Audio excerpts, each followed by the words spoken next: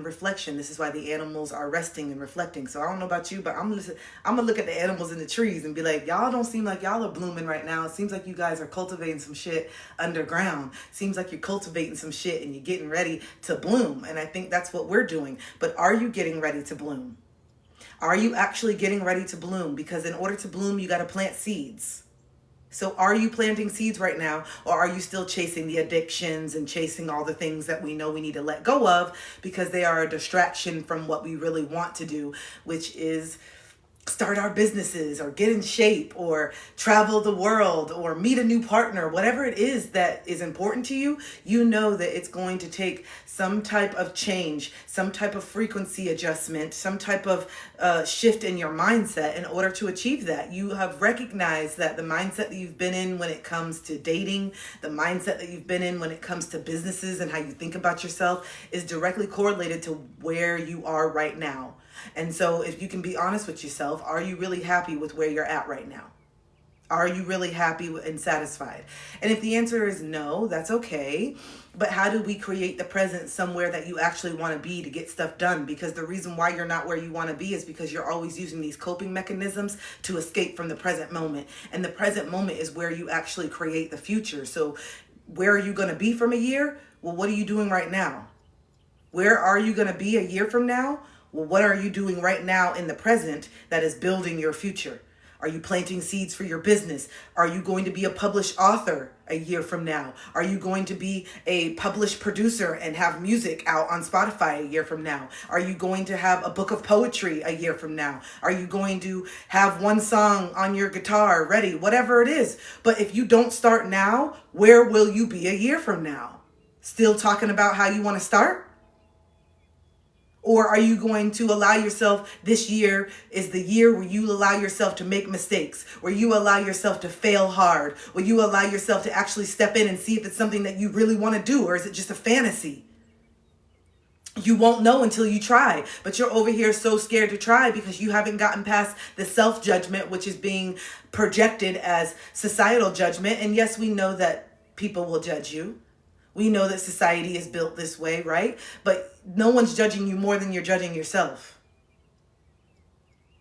And you're also trying to get control of all the scenarios of what it's going to be like if you do try. Well, what if I fail? Well, what if this happens? What if that happens? What if this happens? What if that happens? You can't possibly know unless you actually do it. You can try to ruminate on all the infinite ways that this can go, but you won't actually know until you know. And so you may love it, you may hate it, you may fail, you may get made fun of, but I need you to let yourself get made fun of. Allow this big old bad judgment, allow this big old bad, you look like Alphaba in a bad way. Thank you, babe. Thanks, I appreciate it. Thanks, I love it. You're like, let me go out of my way to hurt somebody and then say, just kidding. Ha ha ha.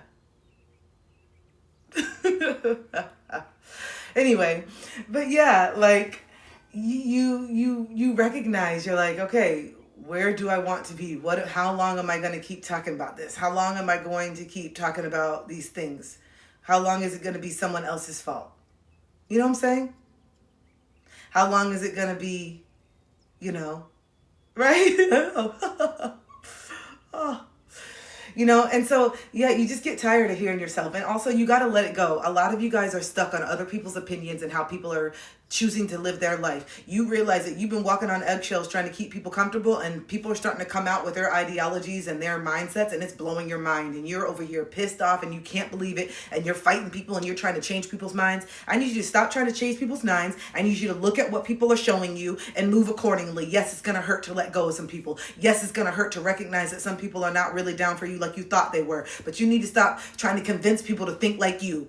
That's not what you're here to do. You're here to resonate and say, ooh, damn, this actually really does matter, instead of you pretending that things don't matter so that you can keep the peace. A lot of you are waking up that people's opinions and morals and values, it does actually matter to you. It does matter to you. You're recognizing that now. And so instead of trying to spend all your energy trying to get somebody to believe what you believe, I need you to start to stand in what you believe in and start to move accordingly, and then let the people who resonate with you find you. That's what I did.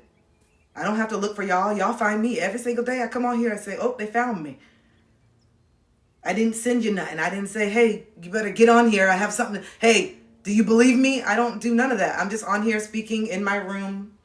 And if you stay, cool. And if you don't, that's cool too. I'm still going to say what I have to say. And I know that not everyone that comes on here is going to resonate with it. And guess what? I've had people that say I'm a liar. I've had people that say I'm leading people to hell. I've had people say all these things. Okay, cool. That's your opinion, babe. It's not the truth. The problem was I was taking what you said as Bible. I was taking what you said as the ultimate truth because you said it. Who the fuck are you?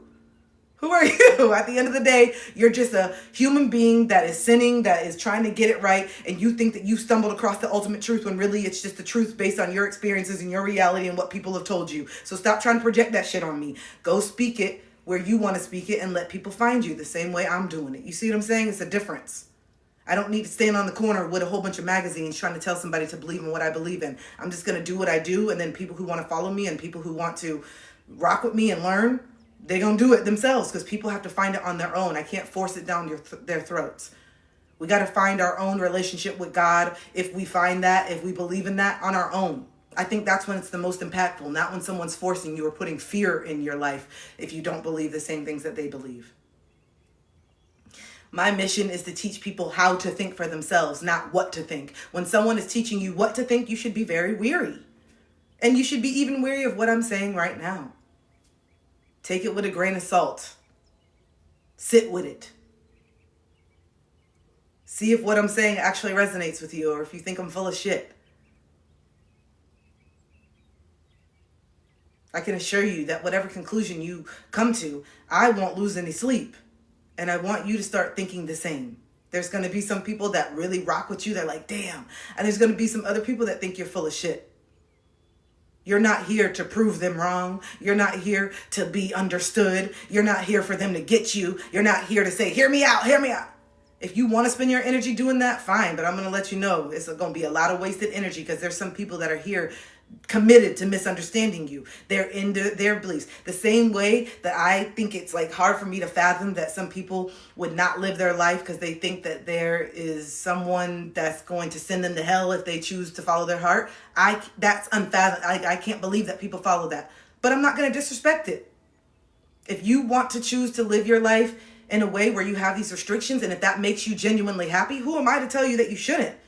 What happens is that a lot of people aren't genuinely happy with the way they're living their lives, and they refuse to question, and they don't want to stand out, and they don't want to go against the grain because they care more about fitting in than standing out and being true to themselves. And then that self-hatred and that unhappiness is projected onto other people. And this is where we get the bullies and the people who can't seem to just be in their own lane, where they have to have other people that are just as miserable as they are.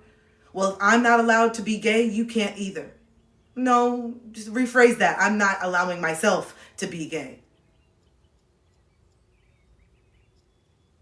Phrase it right, babe. Phrase it in a way that's true. I'm all about that. And my people, anybody who's coached with me, anybody who's done any coaching calls, you guys know I am not about lying to yourself. Okay? I'm not about lying to yourself. So if we are having a conversation and you know that you need to let go of a certain person, yes, I do believe in God. Yeah. And you know that you need to let go of a certain partner or whatever it is. And then me and you were talking and you're just like, yeah, I know. It's just so hard, just because I have this partner that just doesn't understand me, and it's just hard just going through these circles over and over again. And just, I continue to tell them how I feel and they don't listen. So it's just like, yeah, I just feel like I'm just stuck. No. The truth is that you are choosing to stay stuck. Let's call it what it is. The way that you're talking right now is as if your partner is having you shackled to the bed and you can't get out of it. No. You're choosing to stay stuck because to get unstuck would cause you a lot of pain because you are more attached to the outcome than you are really in love with this person. And to go take it a deep step further, I would argue to believe that are you actually in love with this person? Or are you in love with who this person can be? Because you went into this relationship wearing a mask and they were wearing a mask too. And both of you guys were pretending to be someone that you weren't, trying to be what you thought the other person wanted. And then you realized that you couldn't keep that up. And then the mask started slipping. And now you're trying trying to change this person once you're recognizing who they really are. And you don't want to admit that you don't really like who this person is. You want to keep telling yourself the fantasy that if they change X, Y, Z, then we can all be happy. And you don't understand why that's problematic. You think that you're doing a good thing by trying to play God in someone's life and say, I know what's best for you and you should change and this is what you need to do and you should go to therapy and here's all the things. And maybe you're right about some of the things, but if they decide and make a choice because they have free will not to do those things, is it your responsibility to stay with them and pester them and nag them until they do make the changes?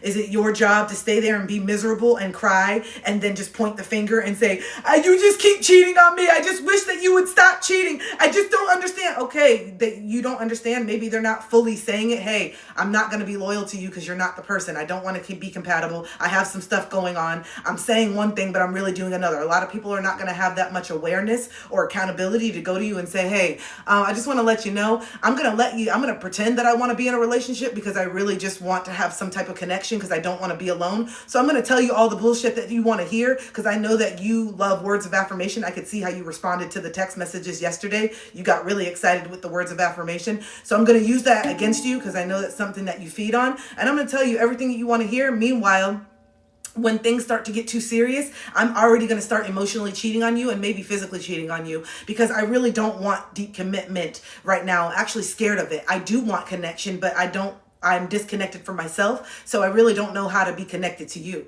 So I'm going to waste your time and I'm going to make you think that I want to get married. I'm going to make you think I want to do all these deep ass things. And in theory and deep down, I really do want those things too, but I'm just not ready for that right now. And so instead of telling you that, I'm going to lie to you. And then on the flip side, you're going to see all the red flags and you're going to see all the cracks and you're going to see that I'm not really about shit. You're going to see that I'm not really matching up my words and actions, but you're going to forgive me and you're going to give me excuses and you're going to give me passes the same way you gave your father passes for not showing up. You're going to do the same thing because just like your father, you want me to choose you as well. And because I refuse to, that makes you try harder. And the fact that I don't give you the time of day that you want me to give you makes you pissed off. But we're in reality, why don't you walk away? Why don't you leave? Why don't you walk away? That's the problem. You don't think that someone else will love you as good as I love you, even though I'm loving you bare minimum, which says a lot about what you think love is.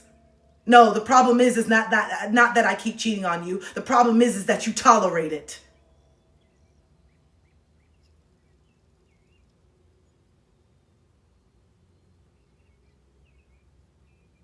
You don't want to look in the mirror and own that though. You want it to be the story that you always get cheated on.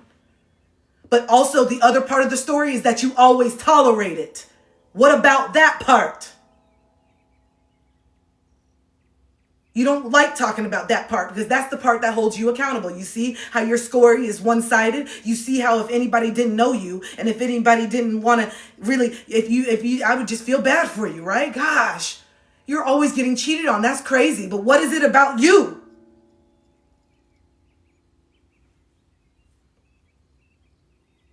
You're invalidating me. No. I don't think it's right for these people to cheat on you, but we can't stop them. We can't control them. The person that we can control is you. So I got to know what's up with you that makes you feel like this is what you deserve. Because even though you're not walking around saying, I deserve to be cheated on, the fact that you stay speaks volumes. You know how you said actions are louder than words? You said that. That's what you said.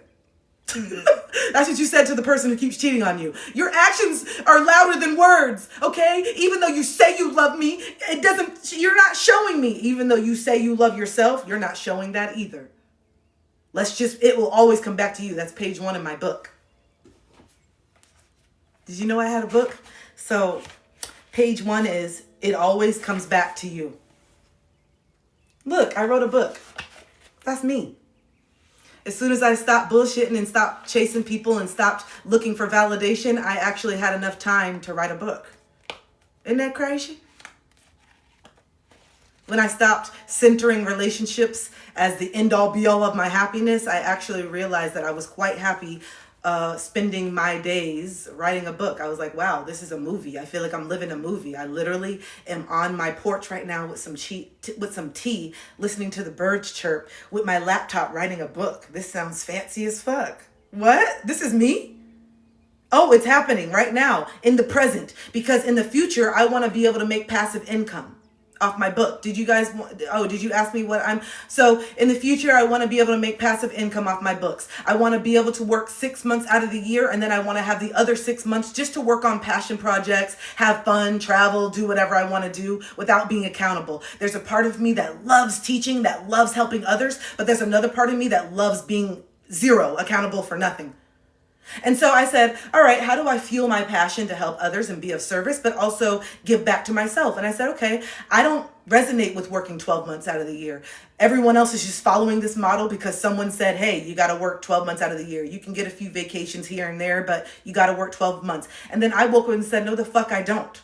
I woke up and said, no, the fuck I don't. I don't got to work 12 months. That's something that y'all made up and I'm just following it aimlessly. Actually, I want to work 6 months out of the year because someone told me that all work and no play makes Paul a dull boy, bitch. They said all work and no play makes Paul dull. So if I'm working 12 months, that just seems like I'm working all the time and I'm dull as fuck.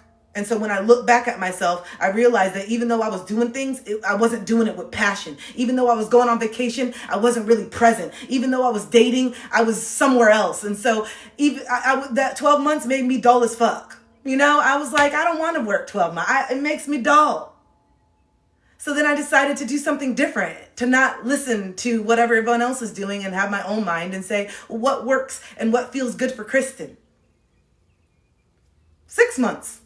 So then I said, okay, well, what do I need to do? How do I do this? Okay, well, I'm going to coach 6 months. And then I'm also going to start writing books. Oh, I forgot. I did 2. I wrote 2 books. This is what happens when you decenter relationships. This is what happens for me personally when you decenter men. Because I was always constantly looking outside of myself for this love to fill this void. And then as soon as I said, hey, wait, you know what? And I started writing and I started saying, let me believe in myself. Let me pour into myself. Let me get something going on in my life instead of just constantly waiting to be happy when someone comes and sits next to me. No, I want to already be happy on my porch. Okay, right now I have a little bistro table and 2 chairs. And right now that chair's, it's empty. There's no one in the chair. And I'm sitting here in my chair and I'm writing. And eventually someone will be there drinking some tea with me, just being silent. I'm just reading. I'm right. But until then, just me in the chair and the book is enough. It's so satiating. And there's moments, of course, where you're like, damn, the sunset would be so beautiful. But until then, I have beautiful friends to share those sunsets with. I love sharing a sunset with myself. I'm enough to share that sunset with. If I'm being intentional, I like to be more intentional with myself. I'm so intentional with other people. Oh, what would they like? This is this. Oh, let me get a blanket. Oh, this person would love it. Let me do this. Well, why don't I do that for myself? Why am I waiting I have so much love. I used to say this all the time. I used to cry all the time. I have so much love to give. And I used to cry to all my friends on all the failed relationships. But I just have so much love to give. And I just feel like I can't And it's true. I do. I'm bursting at the seams, but I'm giving it right now. I'm giving it right now. My friends, I'm giving it right now. Volunteering more, I'm giving it right now. I don't have to just wait until romance, And also, I'm giving it to myself. I get dressed up and I take myself out on fancy dates all the time. I don't have to just wait for that sexy dress and to put my hair, and do it, and then book I don't have to wait for that. Why don't I get in the habit of doing that now? So that way when I do meet the person or whoever I'm supposed to be with, this is the standard. I've always met somebody when I've treated myself at the bare minimum. I can tell you that. I can tell you this. I have never once dated someone at this frequency. I have never dated someone in my power. I have never dated someone when I actually loved myself and had values and standards. I've never dated someone having boundaries, knowing what boundaries were, or feeling that I'm allowed to have a boundary. I've never dated someone being a safe space within myself and feeling like I can actually contribute to a relationship the way I wanted to. Because I know that subconsciously, deep down, the reason why I have tolerated it, if we want to talk about I tolerated shit, the reason why I tolerated stuff is because I knew that I couldn't offer someone healthy a relationship. Even though I didn't know on the surface what was up, what was wrong, I knew that I was very, very immature, emotionally especially. I knew I had some issues with anger. I knew I had this stuff deep down, even though I didn't want to talk about it. I was the elephant in the room. I really was. And so I subconsciously wanted to choose someone who was just as fucked up as me, or maybe a little bit more, so I could look altruistic. I could look like the hero. I didn't see how bad I was really hurt. So I would always be savior complex. Oh my gosh, look how sad he is. And he has this. I can't leave him. I can't let him down. I can't abandon him. He's already been abandoned. He's already been so much. I'm going to save him. It's my job. And then it would literally burn me through the ground. And I would spend all of my energy trying to look up therapists and look up this and look up that, not even recognizing how damn hurt I am. I'm over here spending hours and hours trying to find therapists for them and trying to find this and trying to do that. And I'm not even looking in the mirror of all my abandonment wounds. I got whole sexual traumas that I haven't even looked at. I got addictions and things. I got all this, baby. You're over here spending all this energy, girl. Have you looked in the mirror? You completely shut down when it's time to be intimate. You don't even speak your truth. You have 90% of the time that you've been intimate, you haven't even wanted to do it. And you're over here spending energy. Can we talk about that? Can we talk about 99% of the time that you've been intimate, you've been dissociated. You haven't even been in the room. But you're over here, God, he's so messed up. Like yeah, because it's a distraction from yourself. He's mirroring back. They're mirroring back a lot of the stuff that you have within yourself. Because guess what? Guess what? 90% of the people that I dated, guess what they had? Sexual trauma.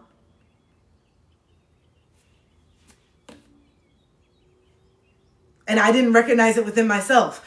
They would tell me stories and I'd be like, oh, that doesn't seem good. That, they'd tell me certain stories and I'd be like, ooh, that doesn't seem good. That's like, yeah, it seems like you've been abused. Yeah, you would know, huh? You would know. And this is why people come into our life to be a mirror, but we're so detached and we're so dissociated and we are so far away from our own truth that people are literally staring at us, telling us what it is. And we're just like, oh, you're not talking about me. And, I'm over here talking to my friends and being like, oh my gosh, man, my person, he's so hurt. Oh my gosh, he's had all this sexual, trauma and just giving them a brief overview of just like what I'm going through because it's really heavy. And I'm like, yeah, I don't know what to do. This is too much. That's because it was never my responsibility to heal that and to try to take responsibility. That has to be when someone's ready. Right. And then it's me. I'm mirroring back myself.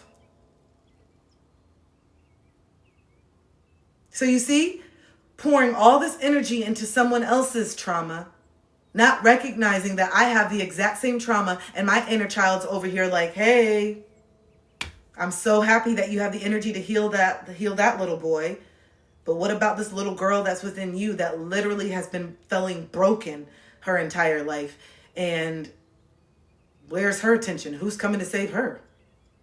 Because no one even knows about this shit. Like, no one even knows that we've gone through this.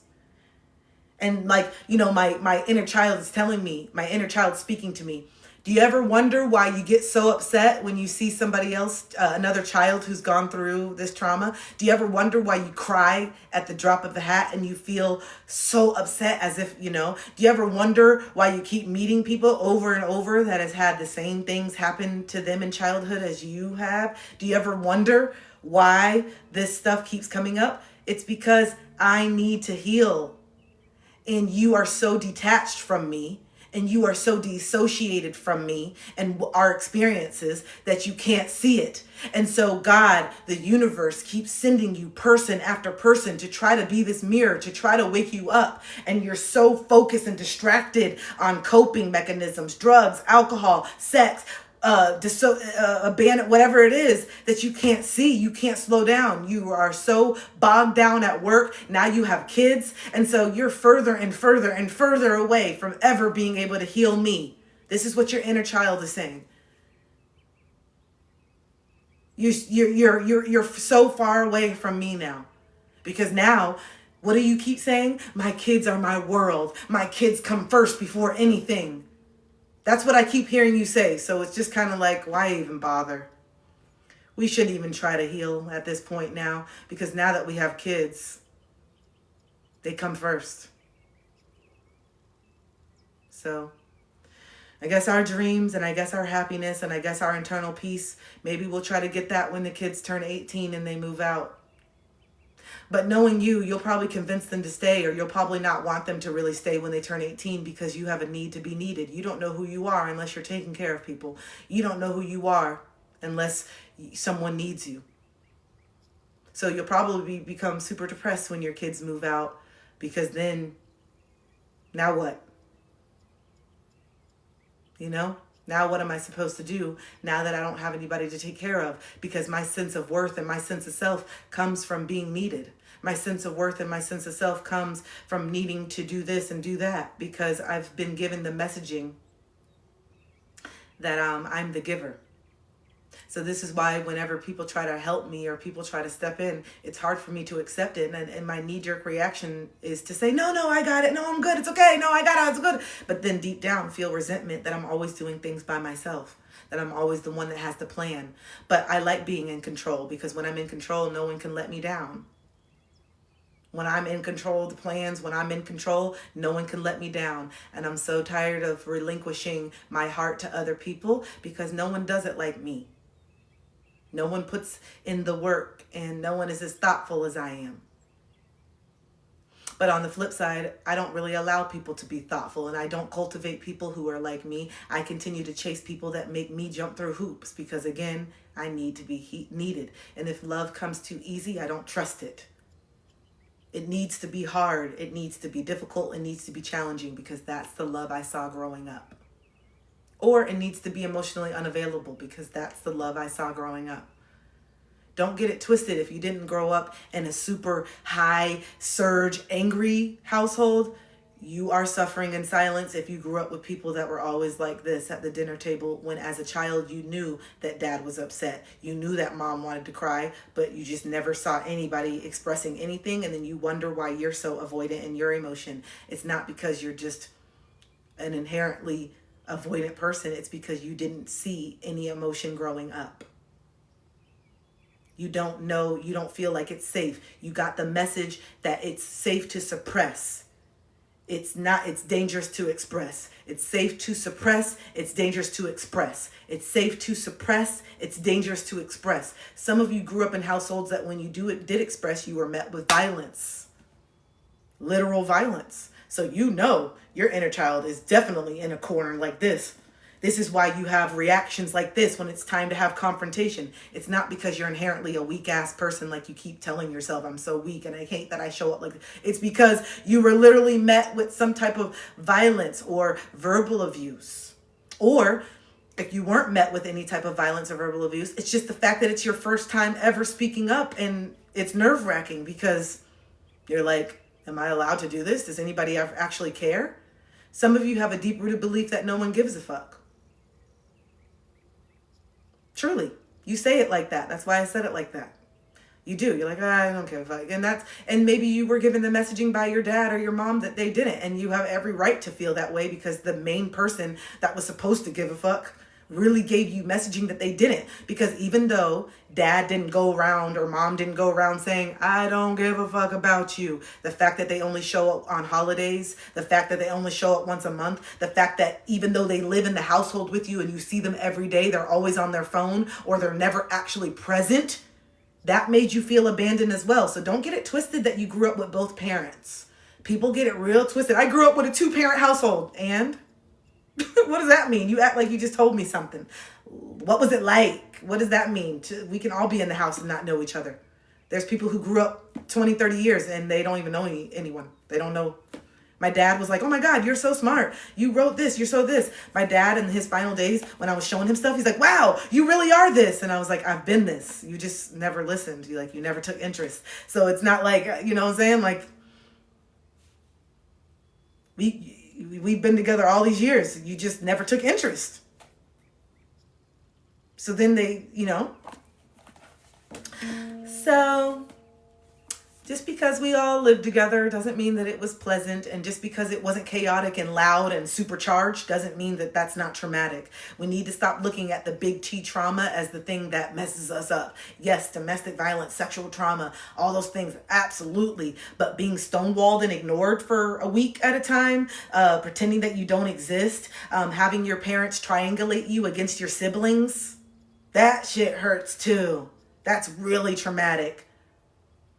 Having parents be so immature to be like, oh, we don't like that sister. That sister thinks that this. You know, having parents that are literally your bully because you have a smart child, like the Matilda. That Matilda movie is not an exaggeration on how some parents act towards their children, especially when it's very apparent that the child is very emotionally intelligent. That's very threatening to some parents. And the reason why some people grow up thinking they're stupid is because the parent makes them feel that way to make them feel smarter. When the child is very articulate and was like, no, I saw that you did that. You're a liar. That is the truth. That child is not being disrespectful. They are being honest. And a lot of times parents don't like that truth because that shame feels really uncomfortable, especially coming from a 4-year-old. So then what happens? They get slapped. They look at that as such a disrespect. How dare you call me out? How dare you be honest? So then you wonder why you have a hard time speaking your truth. Why do I have a blocked throat chakra? Maybe because the backhand that you would get when you tried to be honest in childhood. Maybe that's a reason. Why do I feel like my throat physically closes up when it's time for me to have confrontation? Because you got hit with a shoe when you were younger. Because you were made to go outside and get a switch. You didn't even know why you were getting hit. That was even worse. You didn't even know why you were getting hit because you were only 4 years old. It's all confusing. Yeah, I'm healing my sacral chakra, so I'm naturally wearing a lot of orange. This is why you guys are going to hear me talking more about like sexual trauma and all that stuff, because I'm ready. This is the part of my healing that's been so far away from me, but I know that partnership and relationship is coming. I can feel it intuitively, and so I'm already getting ahead of it because I know that that's going to be a part of it, and I don't want to run from this anymore. I want to feel empowered. I want to feel excited. I want to feel all the things, and I'm taking my power back and reclaiming a lot of years that I was just really suppressed and just didn't do it at all. Years and years, and not because I didn't want to, but because I felt broken. And I was like, yo, if I'm not even going to get if I'm not even going to get an experience from this, it's not really, I just feel like I'm just doing it for the other person. I don't even enjoy this. You know what I'm saying? Like, I'm not even getting none out of this. But then in 2020, thanks to plant medicine, I recognized that it was an emotional issue and not a physical. Have you guys ever seen that episode of Sex and the City where Charlotte was with Trey and he had like an incompetence thing, and she was like, oh my gosh, I'm so scared, because she wanted to wait to have sex before marriage, and then she realized that her guy had some issues there. And so it's kind of like that double-edged sword where we think that we're doing the right thing, we're honoring whatever, but then you didn't even get down to the real nitty-gritty issues because you're over here trying to honor somebody instead of just really getting to the nitty-gritty with shit. You see what I'm saying? Anyway, but she was so scared that he couldn't. And so then her friend was like, oh, put stamps around it. And in the middle of the night, if the stamps break, then you know that it's not a physical thing, that he physically can't do it, but you know that it's an emotional thing. So then, so Charlotte, so stupid. Charlotte put stamps around when he was sleeping. She went there and put stamps, which is, this show is crazy, already intrusive in itself, because I feel like that's crazy. Like, what are you doing? I'm supposed to be sleeping in peace and you over here mailing a package out here. Anyway, but then she woke up the next day and the stamps were broken. And so she was like, oh my gosh, I'm so excited. He is able to do it. And then she realized, oh, it's emotional. So then that was what it was for me. In 2020, when I finally started my plant journey, and then I was with a partner, I had never combined plant medicine with intimacy ever. And that's when it clicked. Oh my gosh. This is why all my friends would go to the bar and get all these drinks, and then they would just have these wild times and just be able to go home. And I would always be like, how do you guys just like, because I found out I'm demisexual. So that's already a whole thing. Like, I need an emotional connection. So I'm trying to force it because I want to be like everybody else, you know, in their 20s, and everybody's hot and heavy. And I'm like, I don't feel this for people right away. What is wrong with me? You know, I'm like, why don't I feel hot and heavy right away? Why am I not like Samantha in Sex and the City and all these movies that we see where people go on this date? And yeah, just because I think that someone's attractive physically doesn't mean that I'm like, yeah. And I would be like, what? So that paired with the fact that when I actually do have intimacy, I don't even like it. I don't even feel anything. It feels like nothing. So I would just be like, there's something wrong with me, bro. Like, what the fuck? What is wrong with me? I'm like, I'm not getting hot. I'm not hot and heavy. And then even when I am with somebody, I'm not feeling nothing because it's too soon. It's too much. Like it's too much for me. I am very sensitive to all this stuff. And I'm like, I need to get to know the person more. And because I was so disempowered and because of all the trauma and you see how it all builds up. So then we think that there's something wrong with us, but really we just haven't looked deeper. We haven't asked questions. We don't have any knowledge. We don't have mothers that have done their own work that can unpack and help us and ask questions. And so we just have generations of avoidance. And that avoidance and not checking things and not looking at stuff, that creates cycles of suffering. You're avoiding stuff, but then you're thinking that it's you, because how many of us that if you can resonate with my story, how many of you thought that it was something inherently wrong with you? So then I'm just sitting here in all these relationships and everything's great, you guys. Everything's great up until the time that it's time to have it. I can talk. I'm good. I have a great personality. We're having fun. We're going bowling. Boop, boop, boop, boop, boop. The conversation's great because I'm a fun person. But then when it comes to the intimacy, even just a kiss, oh God, that's the part that starts my heart. And when it comes to the end of the date and here we go, oh my gosh, he's going to try to kiss me. That's when everything becomes not fun for me anymore. Well, it used to. Because now, and this is how I used to think, now I'm going to have to do things that I don't want to do. Isn't that so sad that was my thought process?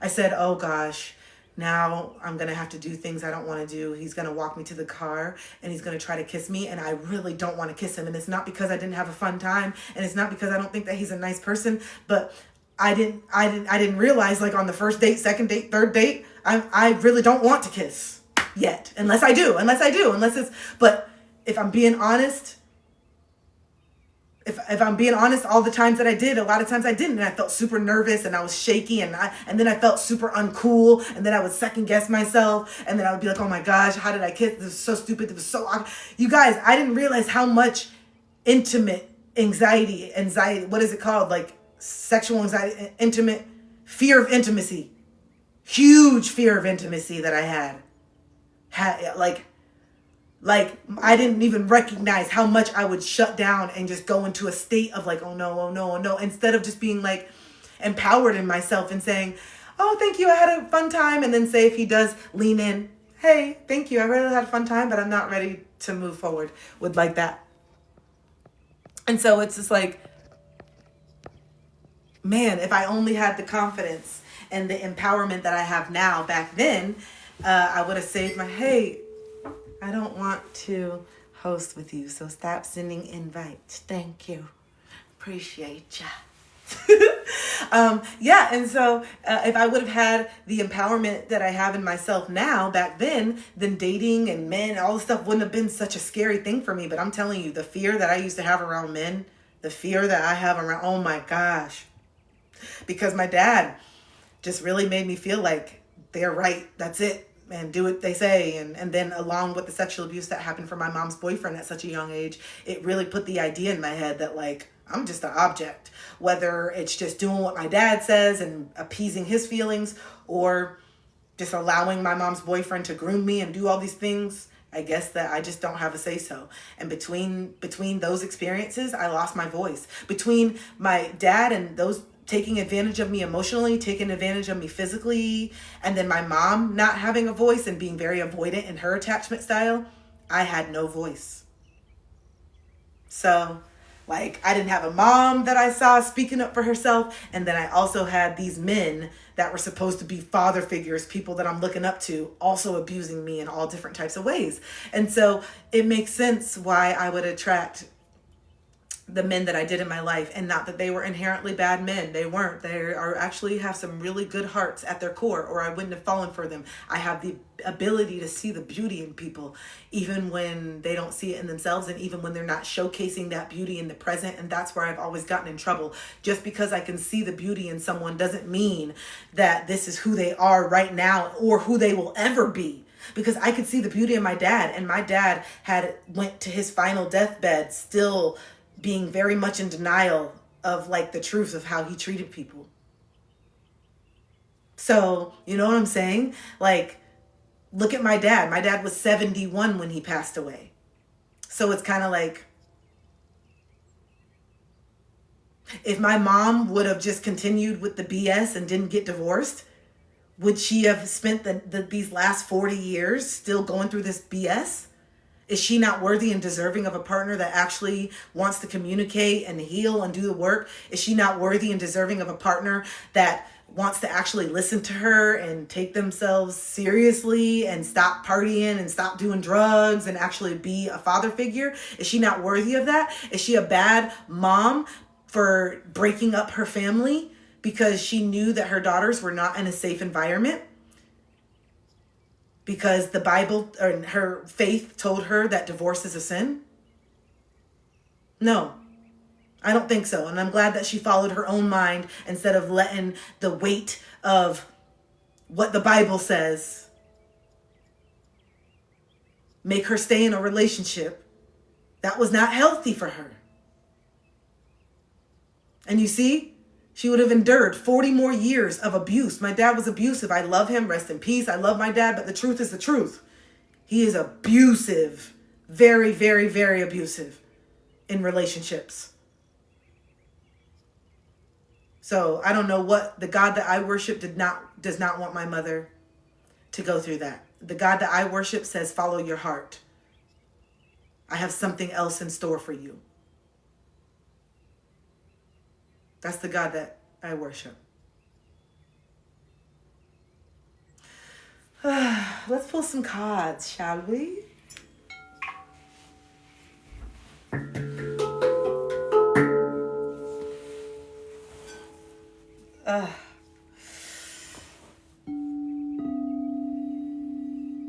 Me too.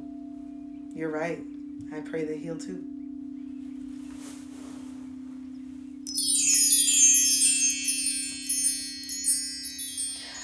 You guys, I'm so excited for the future.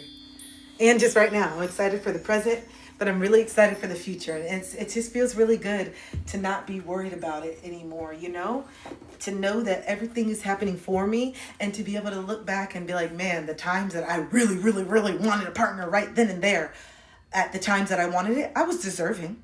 You know what I'm saying? I was deserving. I'm deserving of a partner right now. Back then, when I was at my lowest, I was deserving of someone loving me. I was deserving of it always, right? But the timing and where I'm at and being able to receive and what level you're able to receive, instead of looking at it like, oh my gosh, here's another time, another month, and I haven't met them, and where are they? And just keep looking at it like a lack, and just so every day is just like a sad day because it didn't happen or this and that. Just what other stuff do you have going on? Because I feel like some of the people who spend so much time fixating on partnership are the furthest away from where they want to be with their own life goals as well, simultaneously.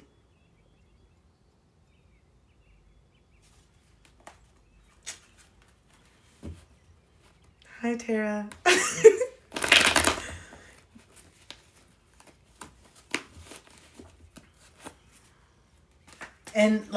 And there's like a skewed idea that like when the partner comes in, the partner is going to be the motivation. The partner is going to be the motivation.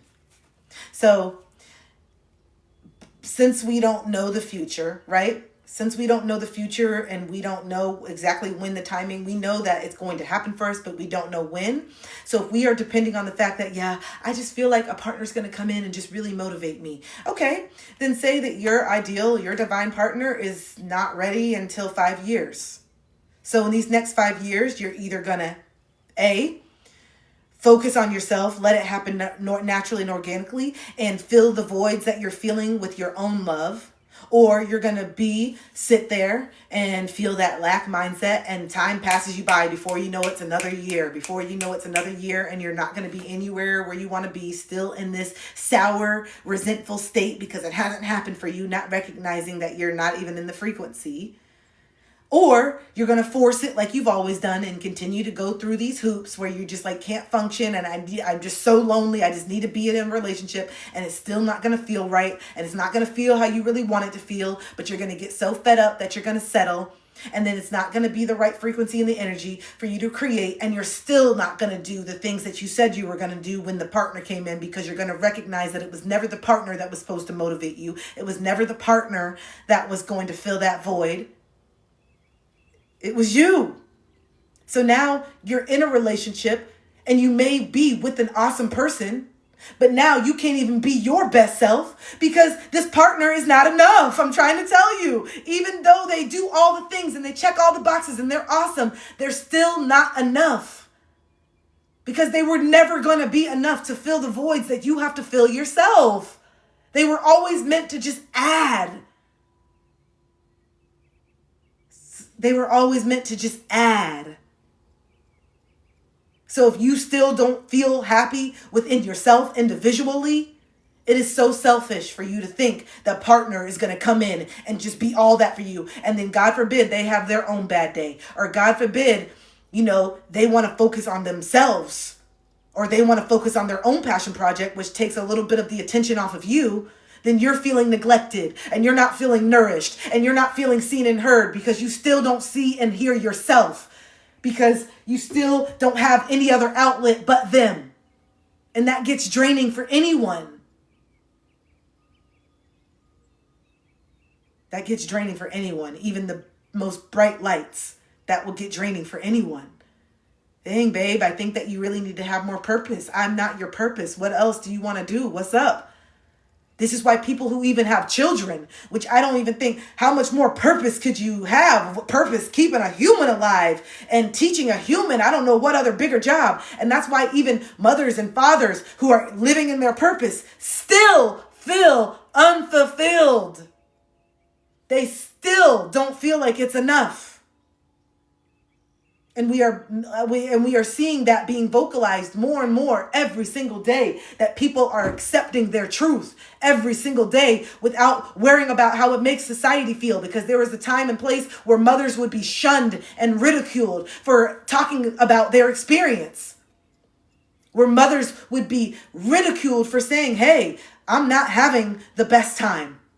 And guess what? You are allowed to feel that way. And I love seeing more and more women be honest about their experience, especially with talking about how they don't feel helped with their partner. This is what I mean. You can have two people in a household, but what are those two people actually doing? How are they showing up?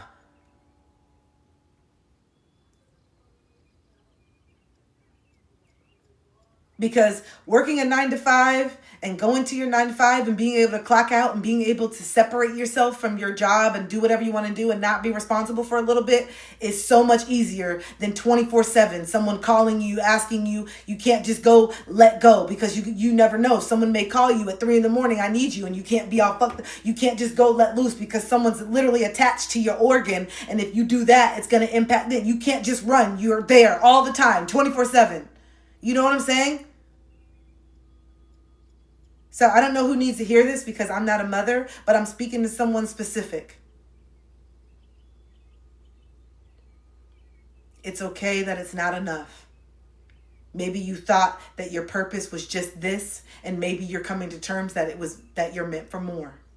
And I know that being a parent is so exhausting, rewarding, time-consuming, 24 hours, but you are going to have to figure out a way to make space for that more, because not making space for it is making you completely resentful and unsatisfied and unhappy.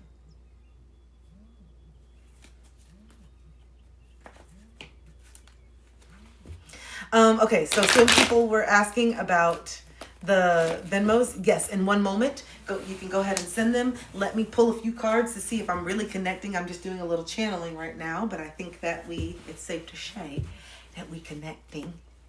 All right. Yep, absolutely. You're right.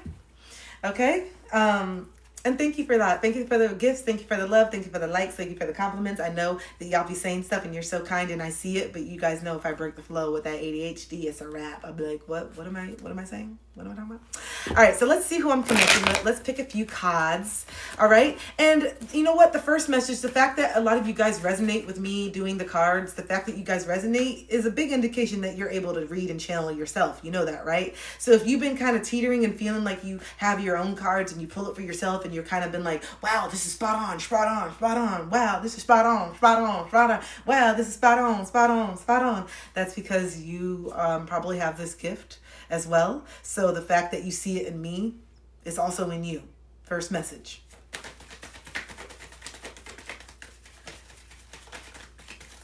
Be the main character in your own movie. Yes, Jay, pick it up. Hey, Mary, how you doing? Hey, Rosa, how you doing? Okay, like I said, partnership and love. I told you that partnership and love. I told you I felt it coming in my life. It's coming closer and closer. I feel it. But it's coming in for some of you guys too. And this could look like a romantic love. It could look like platonic love. It could look like self-love. All right, don't try to make it fit. You know if you're ready for partnership. You know if you just got out of a relationship. You know if you have a pattern of going from person to person. And don't be trying to make it fit and say, oh my God, someone else is coming in when you have not done the damn work. Stop. This is what we're not going to do. We're not going to try to make shit fit because that feeds your ego. I was doing that a lot with some of these readings. I knew damn well that I was not ready to be in a relationship, but I'm like, no, I'm just going to move on. And my ex is already moving on and I can't wait. My person's going to come in. I'm ready. And this is it. No, I still had so much to prepare for that person. I really did. I needed so much time to prepare. And, you know, everyone says you don't need to be fully healed and you don't need to be fully healed to meet somebody. I'm not fully healed, but you do need to get to a place of frequency of where you actually want to start out. And I recognized that I was at such a low frequency before that I was starting out at the bare minimum barrel of the bottom of the barrel, man. Okay? Because my frequency was so low. So I was like, no. I'm not looking for perfection. I know that we're both going to have things that we're going to work on and things that are going to happen, but I need to at least get my frequency up here where I have some type of consciousness, some type of awareness, some type of accountability, some type of boundary, some type of speaking truth. There is like a level that I realized that I wanted to be on before. You know what I'm saying? Okay. So partnership and love is coming in. And you know that if you've done the work and you're actually ready for a romantic love, just know that that is around the corner. You are planting seeds. So it's probably coming in springtime, blooming, love is in the air, springtime, mating season. Yeah. All right. You're definitely going to be planting some seeds. Those of you that are already in aligned, keyword, aligned relationships, you can expect your relationships to start going deeper as you go deeper within yourself. So if you are feeling a little stagnant in your relationship, that means that may be an invitation for you to go a little bit deeper within yourself and see where you're stagnant within yourself. Where do you need something else? Where do you need to set a boundary? Where do you need to speak of a need? Where do you need to spice things up? Where do you need to change things up individually?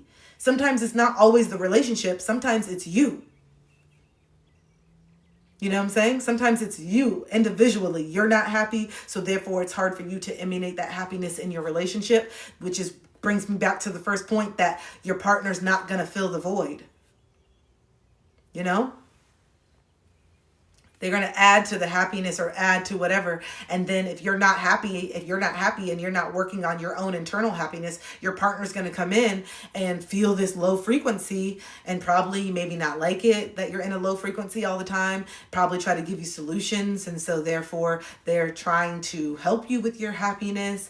Or you may self-sabotage because you will see your partner on this pedestal because maybe they're happy and doing their thing and you still haven't found your thing yet, so you may feel undeserving. There's so many things that come up when you haven't really sat with yourself and you don't feel that purpose within yourself. There's so many things that come up. And we self-sabotage, we really do.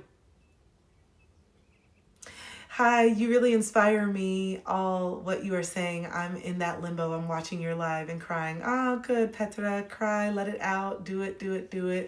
That's why I do it, because I know I've been there. I've been in that limbo in relationships. I've been in that situation where you're like, damn, I know that I'm the problem.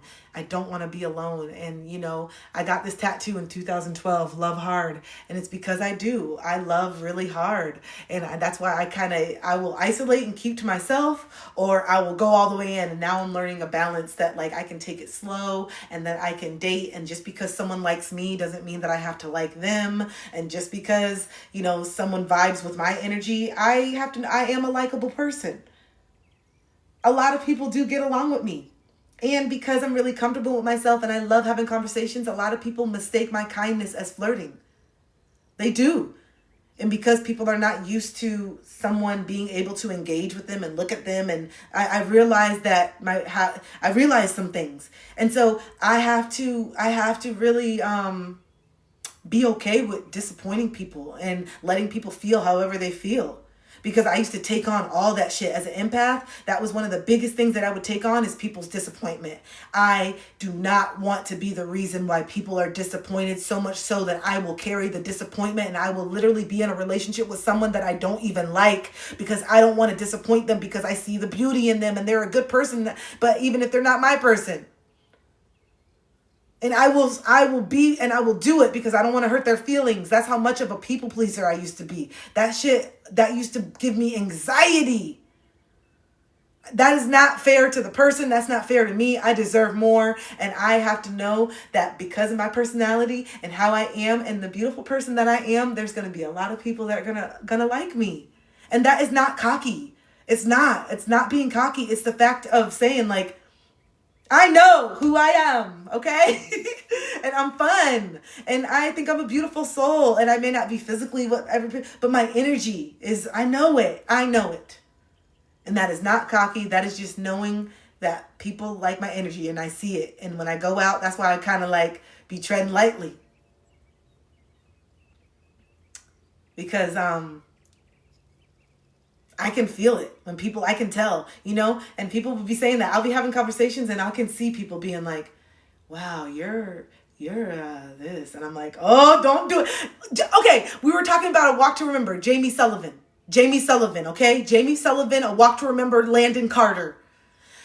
What did Jamie Sullivan say to Landon Carter? He said, hey, Jamie, you think you could work with the lines? You think you could go over the lines with me? You think you could go over the lines? You think you could help me with the play? Because I need to help with play. She said, yeah, but you got to promise me one thing. He said, what? She said, you got to promise not to fall in love with me. And he said, you see, he said, Jamie, bet. He said, say less. He said, not a problem. And what happened? What happened? He fell in love, and not because she was fine and this and that, and she was beautiful. It wasn't because he already saw what she looked like the whole time. And look, and not her wearing the same sweaters. Look, Jamie Sullivan she wouldn't be in this outfit. But look, Jamil Sullivan right here. So, hi, I'm Jamil. And she said, you got to promise not to fall in love with me. That's what she said. Why did he fall in love? Because of her authenticity. Why did he fall in love? Because her heart. Because she wasn't trying to put on. He got to see who she really was, and it mirrored back who he was. And he was like, damn, she's making me realize I don't like who the fuck I am.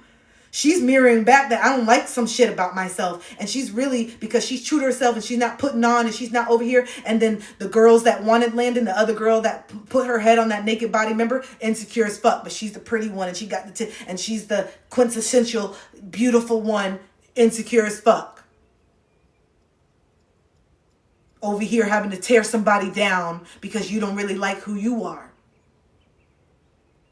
And Jamie's over here not doing nothing to nobody. She is preaching her word. She's not forcing nobody to do nothing. She's staying true to who she is. And look. She's magnetizing. Yo, when she got up on that stage, and I lift my hands and pray to be only yours. I pray to be only yours. I know now you're my only hope. He was over here like, God. he looked at her, he said, damn. He said, sing to me a song of our galaxies dancing and laughing again. And I lay my hand up high, and I lift my hands and pray to be only yours. I pray to be only yours. I know now you're my holy. And then she did that. And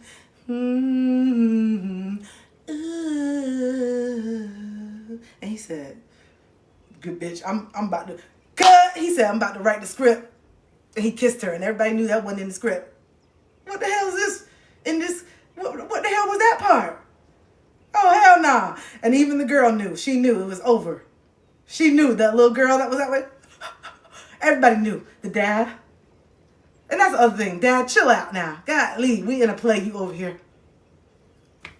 Sorry. ADHD. Anyway, oh my God. Landon, I'm sick. Oh, what's wrong? Yeah? No, Landon, I'm sick. I have leukemia. What? No, you're perfect. No, I do not need a reason to be angry with God. And then he drove to his dad's house. Oh my gosh. Okay, look. And he drove to the dad's house. Okay, yeah, you gotta watch I forgot that I was on here. You gotta watch the movie, okay? You need to watch a Walk to Remember, because clearly I remember that shit. All right? And you know, I really want to go in that school and just whoop them. Oh, you know those kids, I can't stand it. And the guy was like, we're through. And then the token black guy, dun, dun, dun, dun, you know, the token black guy, stop, sit down, stop acting like that, okay? And then the guy, the real cool guy. Now I look back at these movies, I'm like, ugh, I wouldn't even look twice at you. I wouldn't even look at you, the cool guy, the cool guy in the movie, the one that's always the jerk. I wouldn't even look twice at you.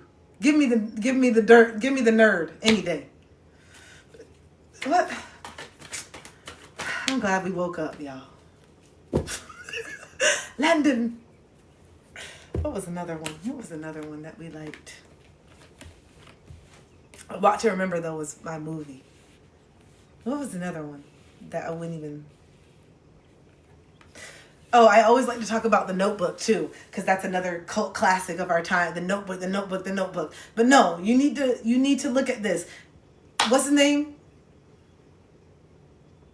Noah. I'm already on a date in the first place at the Ferris wheel. I'm already on a date. Okay, so first of all, you don't got no boundaries. I already told you ass no. Then you threaten to unalive yourself and you jump out the thing and hang on here and you tell me, you give me no choice. Either you are going to crash to your death or I got to say yes. That's the story that we telling our kids. Yeah, Grandma, how did you and Grandpa meet? Well, your grandpa threatened to unalive himself. You know, and I was already with somebody else, and then he just had a fear of rejection, and I played into it, you know.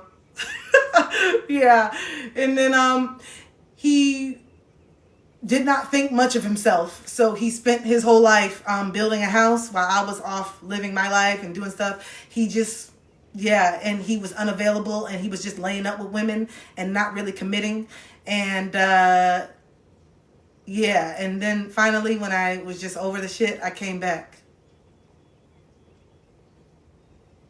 And he was still just waiting around for me. So I was just like, well, since you're still free, and you built this porch, I guess I'll move on in now. And then that's it. All right, well, woo!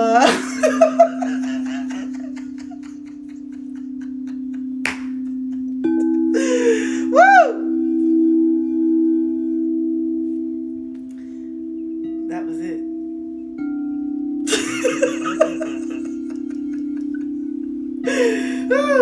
You know?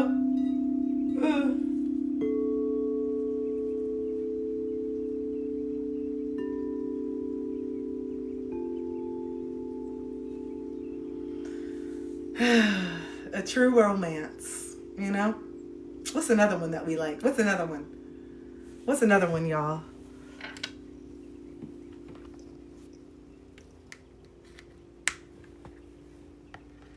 What is another one?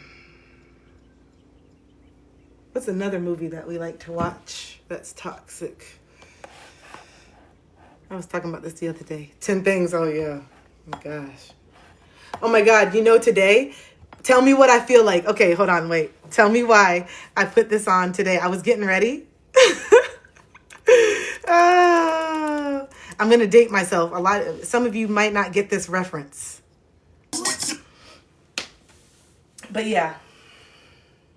Crazy. You know? That's how I felt today. So every day I'm just a different vibe, you know? Every day I'm just a different vibe. Today's Sporty Spice, you know? Every day. And so I hope that you guys just start allowing yourself to be who you want to be every single day. Tomorrow I may wake up wanting to dress like a queen and wear all this extravagant stuff. The other day, I wore my dad's pants and his hat and just felt a vibe there. You know what I'm saying? It's just, you never know what you're going to get. And that's what's so exciting. So the next 3 cards that came out is Risk, Judgment, and Balance. All right. A lot of you guys are recognizing that you have not had a lot of good balance in your life, and you're starting to have more. You're wanting to have more balance in your life when it comes to sweets, when it comes to indulging, you realize you indulge a little too much. Hey, bro. You indulge a little too much, okay? You indulge a little too much, and it's at the point of your detriment, of the point of you not getting stuff done, of the point of you just repeating these cycles, okay? Like, for me, I had to get honest, and I have been getting honest, which I start on Saturday, March 1st, as the things that I'm giving up during Ramadan and probably beyond that. But when I was like, okay, I really want to get healthy, I really want to feel good, I had to get honest that every time I was doing the plant, then that would lead me to not giving a damn, because I would have the munchies and I would be like, I'm going to eat this. And so I was like, this is like a cycle that I'm in, where I tell myself that I want to eat healthy. I know that my gut, and I have parasites and I have all these things. I know that they feed off of sugar. So then I want to be more mindful and be more strict with myself. But then I know that when I do this, all bets are out the window. So then what is that telling me? What is that telling me? That maybe I do not have the willpower to do both. And I need to take a break from all of it and detox all of it. If it's getting to the point where you can't even keep a promise to yourself, and you can't go a few days without doing something, you can't go a few hours without doing something, it's controlling you. You're not in control anymore. And that is a download that a lot of us are getting. You're not in control anymore. But because you've normalized the sugar, because you've normalized this so much, you keep lying to yourself that it's okay and you got it under control. No, you don't. It's controlling you if you can't take a couple days off. It's controlling you if you can't take a few weeks off. Okay? How do we become high on life? How do we find this zest? How do we create a reality that we constantly don't want to escape from? Because that's what we're doing. The dopamine rush that you get when you eat that piece of cake, knowing damn well that you told yourself that you wanted to cut down on refined sugars. Now, every time when you eat the sugar, every time when you're eating all this food, you think of diabetes. Every time when you're eating this food, you're thinking of heart disease. Every time when you're eating this food, you're thinking about your gut and how it causes depression and how you have candida. You're thinking about these things now because you're becoming aware of how you treat yourself. It's not just ignorance and bliss. It's like we're just sitting here and we know that we're damaging our lungs. We're damaging our lungs. We're damaging our lungs. We're damaging our lungs by doing this. And then when all of a sudden the doctor was like, hey, your lungs are starting to collapse. We collapse. Oh my gosh, because it's ignorant and blissful. It's ignorant and blissful. Until all of a sudden the consequences are really scary, and then we want to do it. And I'm guilty of this. Even seeing my father, how much he ate sugar all day, orange soda, grape soda, cookies for dinner. My dad was so hooked. Out of all his addictions, sugar was the most. And I see myself coping the same ways that I saw him do it. I see myself and I'm like, Chris, you got to nip this in the bud now. This is going to catch up with you, and I don't want to be in this medical system. That's the last place I want to fucking be, is in charge of having them in charge of me. I don't want to. So I got to make sure I'm doing all the medicinal stuff right now and taking the precautions right now, because under the Western medical, I don't want to be in that system. That's the last place I want to be.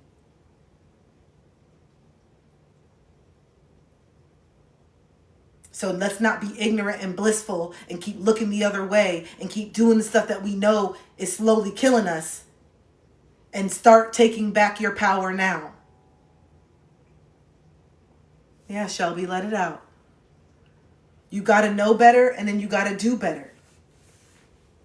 You got to know better and you got to do better. And the things that you're using to cope, like for me, I used this to cope with my anger, and then I used sugar to cope with my depression and my sadness and my loneliness. It was very shameful. It has been very shameful to admit that sugar is my friend. Sugar has been my best friend since I was little. Sugar has been there for me when the walls were crashing down and my parents were fighting and my dad was screaming at the top of his lungs. I would literally dissociate and just eat candy. I remember it distinctly because I was like, gosh, why? I was subconsciously, I'm like, I'm literally going to the gas station right now at like 12 in the morning, at like midnight. 12 midnight, because I want candy. I want sugar. And if I can't get sugar, if I can't get actual sugar, I will get pasta or rice, something, a fruit. I need something. It's like, it's out of control. And so I was sitting here and I'm like, this is not normal. I don't want to normalize this, that I'm literally getting in my car at 12:30 midnight instead of being asleep because I'm up and I'm sugar. And this is not a good cycle that I want to be in, you know? So I had to be honest that sugar is more than just, oh, this is just a sweet treat that I like. No. This is so much deeper. So much deeper. It is a void. It is a companion. It is a dopamine. And then add on top of the fact that I have ADHD. That's another reason why I'm craving sugar. There's so many convoluted things because I have lower dopamine, because I have, oh my gosh. So like now when I understand myself, I can give myself more grace, but I have to know I got to take myself seriously. I can't keep it in the house because I will eat it. I'm definitely not strong enough. And that's shameful that like I can't keep it in the house. That makes me feel shame that I don't have enough willpower to not eat some but that's where I'm at right now. I got to clear it out of my system. And I also have to know when I go to grab the sweets, what am I trying to cope from? The sadness and the loneliness that I feel sometimes. Okay, so then sit with it. Call a friend. Go outside, paint. Sit with it. You don't have to go eat your feelings. You don't got to go get something. You don't have to fulfill that. Sit with it. It's uncomfortable. When you're feeling angry and you come home and you're like, damn, I had a stressful ass day from work. No, sit in the stress. Stop running from it. Sit in it. Sit in the stress. Stew in it so that you make a decision. No, don't escape from it when you hit the door. And now you don't want to be present because you hate what you're doing all day. And now your children or your partner have to suffer because you just want to check out. You don't want to be more responsible. No, I just want to check out because I'm not doing what I want to do. Because I'm not happy. I think that we should do a poll on all of the, the modern, the traditional patriarch. The guy comes home and he doesn't want to be bothered. Well, half the time he's probably not even doing what he wants to do. He's just trying to put food on the table. We don't think that men want to be creative and do things that they actually want to fucking do. I just want to come here and just work 40 hours doing some bullshit job. Yeah, I want to check out too. I'm not happy, but no one's talking about shit. That's the problem. Mom is not talking about how she's literally drowning with the kids and feels so depressed because she wants more, but she feels so bad because there's so many people that are struggling and she has everything that she thought she wanted when really she's been implanted that this is what she wants. This is not what the fuck she ever wanted. She's been sold an idea. She's been conditioned to think that this is what she wants. And now that she has everything, you should be grateful. But actually, this is not what I really wanted. I actually wanted to travel the world. I actually wanted to become a lawyer. And then you have the guy providing, putting food on the table. This is what I'm supposed to be doing. No, is that what you really wanted? A lot of men don't seem like they actually wanted to be fathers. Doesn't seem like that's what they wanted to at their core. Yeah, they should be responsible. They should be held accountable. But it doesn't seem like a lot of people actually fucking wanted this. It seems like it's a conditioning. It seems like it's a trend. It seems like creating a family is a trend. It's just something that you do mindlessly. It's not something that's thought out. It's not something that you plan for. We just do it without any idea of the responsibility and the gravity and the weight of what it really takes to do it, I guess, successfully. But that's subjective in itself because we're all doing the best we can and we all don't have the end all be all. But I can tell you that, and I know a lot of you guys can agree, when I look at both my parents objectively, I'm like, you guys were not compatible at all. If anything, what was more compatible is your wounding. What was more compatible was the trauma. What was more compatible is that you guys both came from the same broken family. That's what was more compatible. If you had anything in common, it was your pain.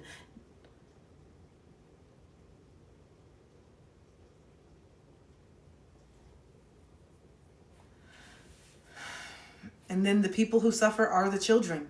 Because the resentment that a lot of you guys still feel is your inner child saying, oh, great, now we're here and we have to be patient and we have to put these kids on a pedestal and we got to be the best and do this when we didn't get none of this as children, and we're still not giving it to ourselves now. But here I'm asked to be patient and I'm asked to sit here and do the homework.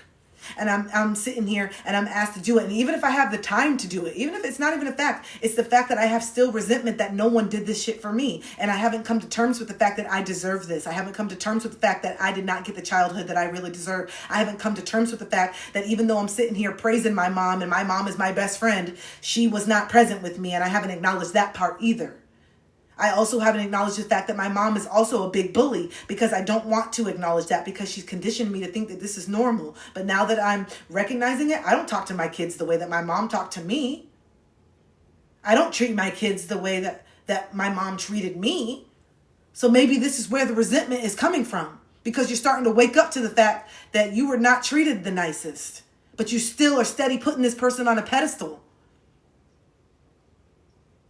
And then you're here trying to be a better parent and do things better. And then your mom is in your ear telling you how you're not doing shit right and how you're fucking up and how you're doing this. No, because I'm not doing what you're doing.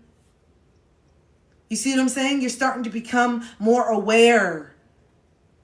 You're starting to become more aware that you're still taking advice from someone that you're trying to heal from.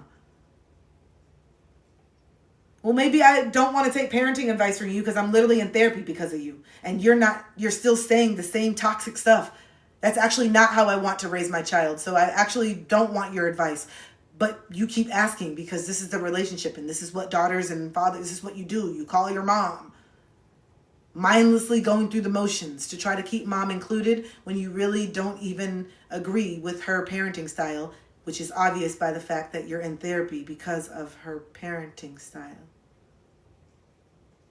You see how you're just mindlessly going through the motions and wondering why you're not where you want to be because you're mindlessly going through the motions, not recognizing your role in the suffering because you're always the perpetual victim. It's everyone else.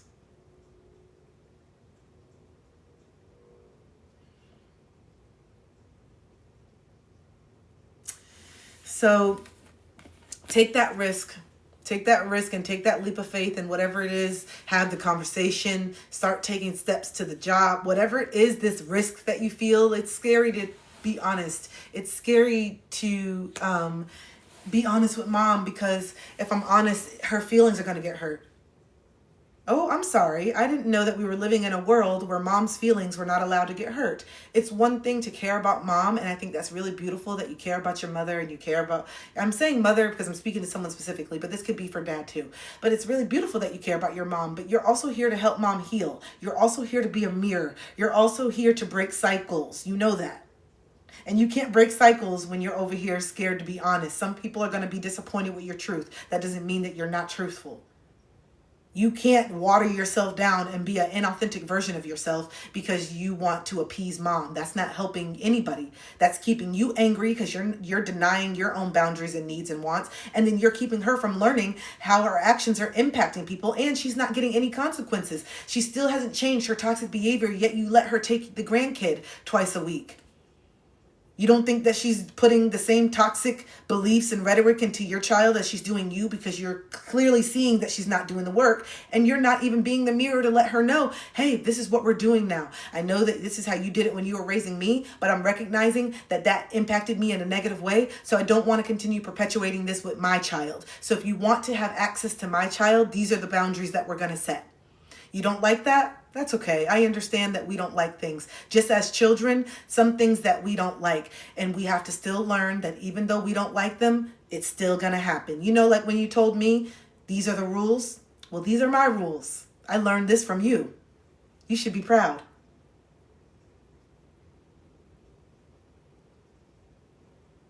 The same way that you said my rules, my house.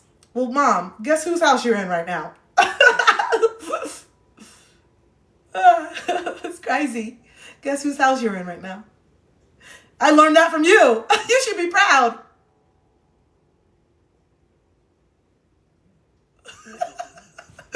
I know, I'm so fucking sarcastic. I'm condescending. I got that from my dad. Don't say it like that. I'm just condescending. Because I got that from my dad. He's very fucking, like, my dad is one of the most, oh my God, even the facial expressions. My mom is like, ugh, you're just like your dad. I'm like, I know. My delivery can be really, really harsh sometimes. Because my dad can be harsh as fuck. Really direct and matter of fact. So I'm working on it. But, I am my father's daughter. And there's some things that I'm working on. Because that's how he talked to me. It felt good to keep my mom at home. I feel you, Sapphire. I feel you. All right? So, yeah, it's just, I'm saying it like that to you because it's like, yo, come on. Take your power back. Yeah, I'm saying it like this to you because it's so like, duh. And not in a shameful way, but it's like, of course you're going to feel upset still. You're not setting the boundaries. Of course you're not going to want your kid around them. You can see that they haven't done the work and you're literally in therapy. That doesn't even make sense. I'm paying for therapy only to come back and just get re-traumatized? No, I have to start setting the boundaries. Something has to change. You still see me as the disempowered little child, Mom, and that's not who I am. And Dad, you still see me as the little 5-year-old that you can just unleash on. No, you're going to have to learn how to cope in a different way because I'm not going to be the person that regulates you. I'm tired, I'm exhausted, and I have my own child. You are not a child, you are an adult. And it is time for you to stop saying that this is just how you are. If this is just how you are, then I don't want to be around you.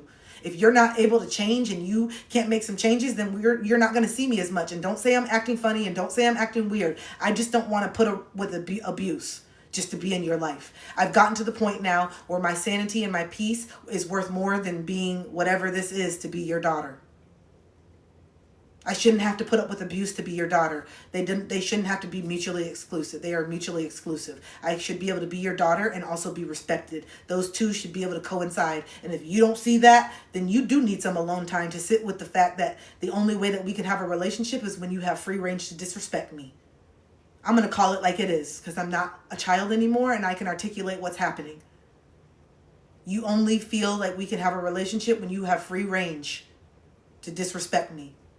You feel very offended right now that I'm setting a boundary. That is something that you need to sit with, and I'm going to give you time to do that. Okay? The door's open when you want to actually have dialogue and have reciprocal conversation, but what I won't do is let you scream over me and shut me down like you used to do in childhood. I just don't have to come over here anymore. It gets to a point. It gets to a point. I love you, but I love me more. And I have to be an example for my child on the treatment and how we stand up for ourselves. And unfortunately, I didn't want their grandmother to be an example. But I'm not going to miss out on an opportunity to teach my child what respect looks like.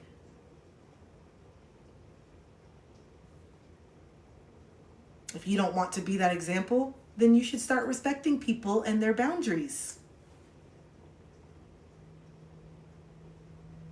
And I will give you grace because I know that it's been a long time of you feeling free range. But I have the ability to wake up and change and be whoever I want to be. And today I decided to wake up and be empowered.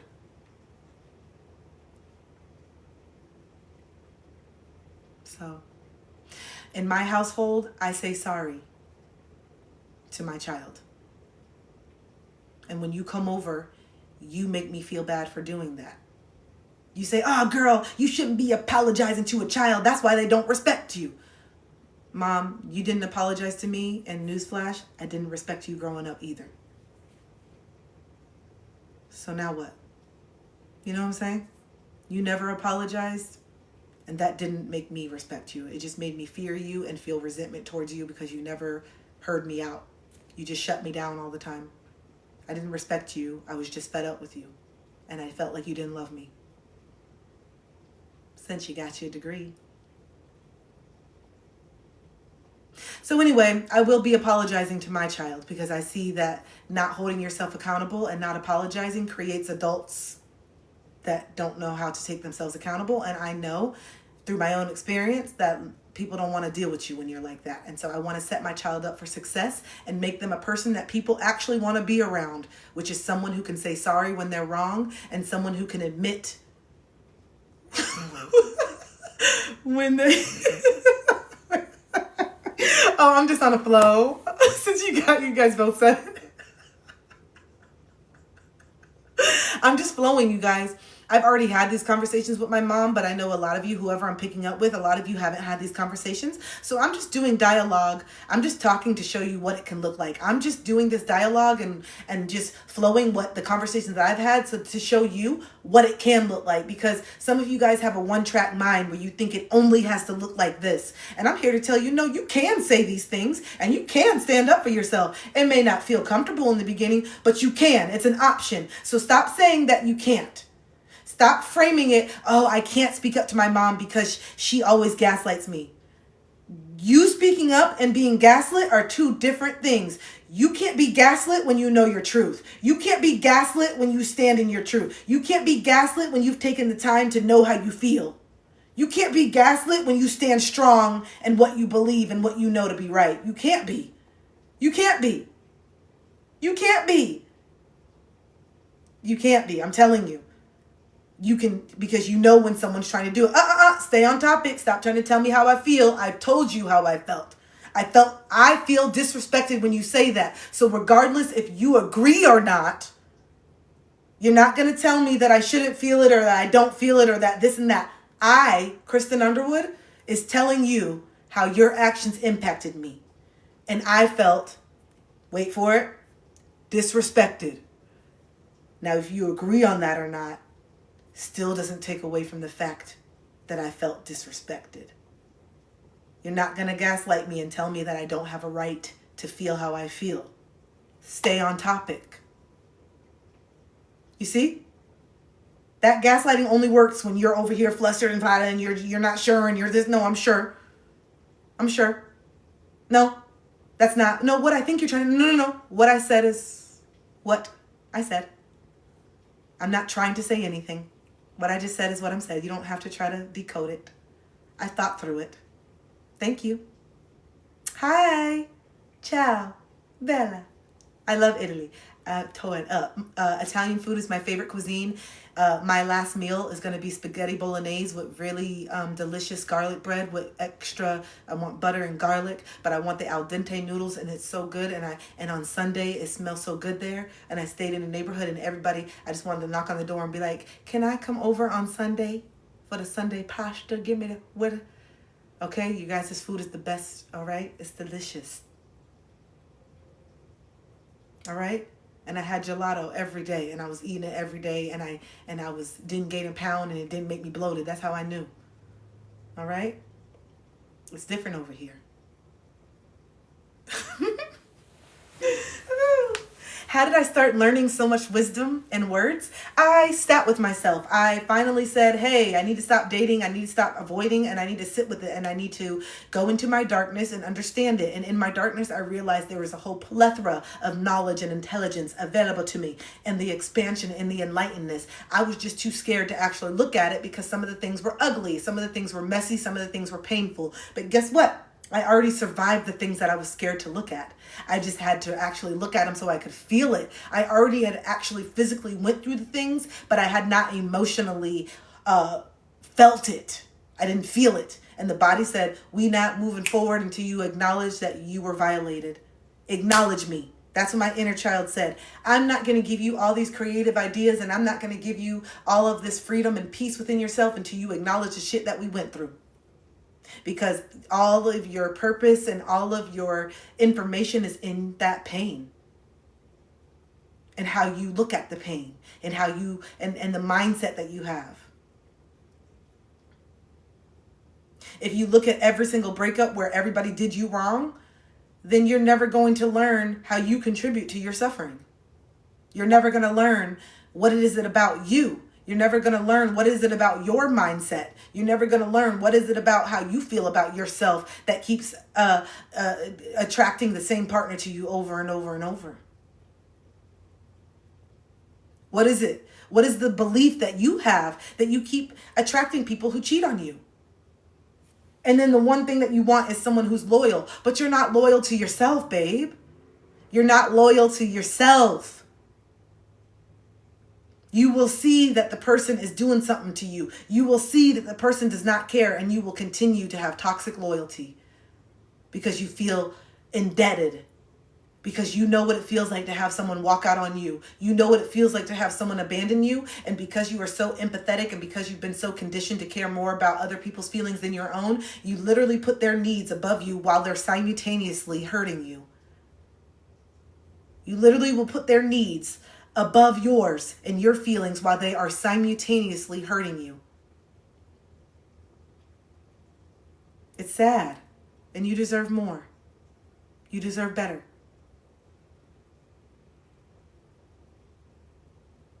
And you got to be better for yourself first.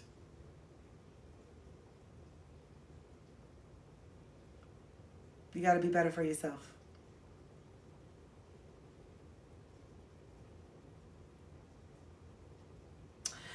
So, let me pull a Native Spirit card. I haven't pulled from this deck in a while. Let me see what this message is for the collective right now, because there's a lot of you that are at this breaking point. You've hit the wall and you're just like, I'm hearing like you just are so fed up from being in this constant state of feeling lost and feeling scared. I'm hearing analysis paralysis. Just so tired of trying to figure out what is this and what's that, what's the first step, what should I do? The love we have for our parents to even have these conversations, for sure. I know. Okay, I've seen this once. I'm going to pull this out.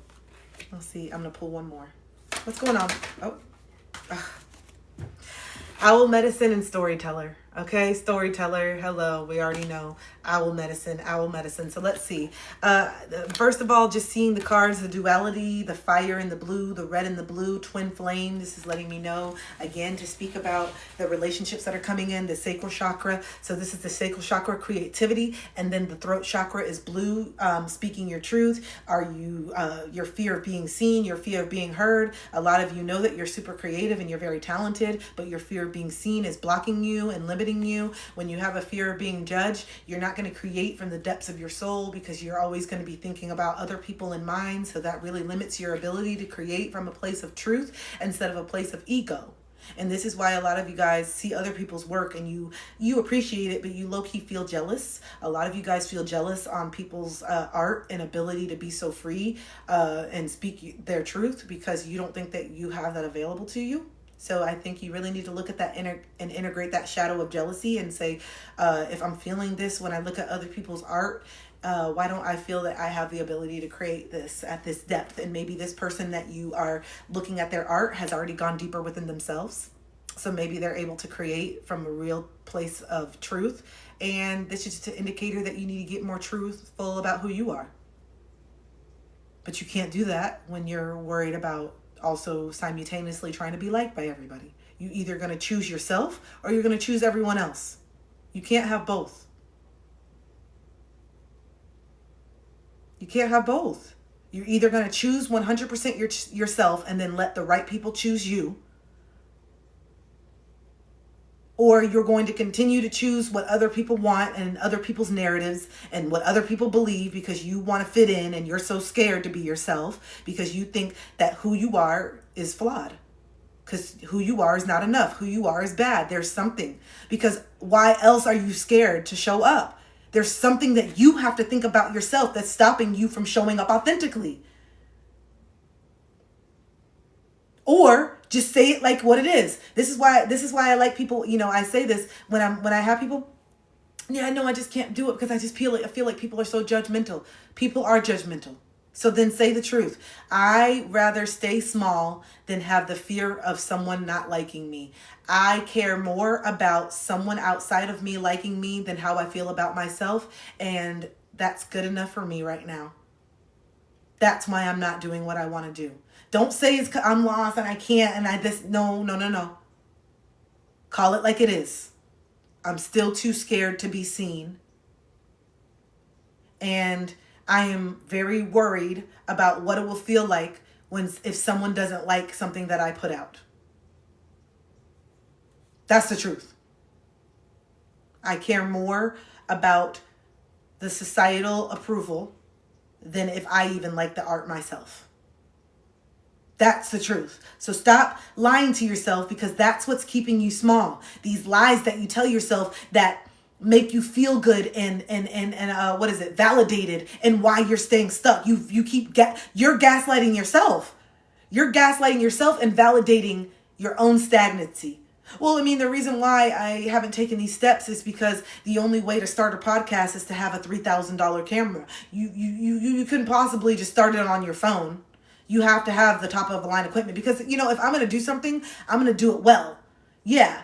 And that is actually a really great quality, right? Like if you're going to do something, put your all into it. No, you're keeping yourself stuck because you know damn well that you don't have $3,000. Hey, Vera. Hey, Allie, that you don't have $3,000 to buy the camera right now. And you probably won't have $3,000 for quite some time because the way that you're going to make the money is after you start this podcast, babe. So you see how you're in a predicament? You don't have the money because you're working a dead-end job that's not paying you enough. You're in a capped out salary of $11 an hour. So you're never going to make the money to have $1,000. You know you're not unless you just save every penny. And that would be great. You'd be able to save it if you had no bills. So you're not making enough money.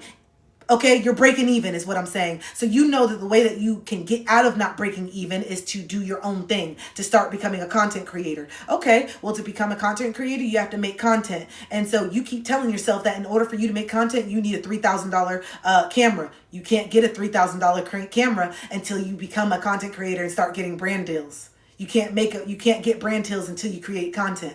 You can't create content until you have a $3,000 camera. I can't buy the $3,000 camera until I get another job. I can't get another job until I quit this one. I don't have the space to make the content because you see how you're just in a loop? It's constantly getting to the conclusion, and the conclusion is you not doing shit. That's the conclusion that your ego wants because that's the safest option. That way I'm not investing in something that I know I'm going to waste my money because I don't even got money to waste. I'm not going to embarrass myself. I don't have to put myself out there and no one gets hurt except you because you know that you keep coming back to this over and over. You try to look at everything but this. You try to do everything but this. And you keep coming back to this, whatever this is, over and over again because it's not changing because this is the purpose and this is the mission. So stop saying that you're lost. Stop saying that you don't know what to do and start being honest and say, I'm scared.